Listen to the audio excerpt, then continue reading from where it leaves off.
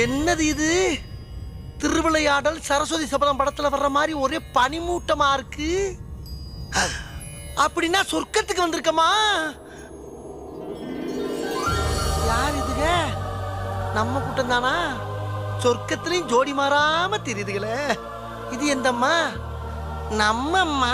சொர்க்கத்திலையும் makeup போடியே தெரியுது பாரு. இது யாரு? அட இவன். இங்கேயாச்சும் இவனுக்கு யாராச்சும் சான்ஸ் கொடுங்கயா பாவம். அங்கிள் எப்படி இருக்கீங்க? நான் தான் பொழந்த மணிக்கு கிடக்குறேனே.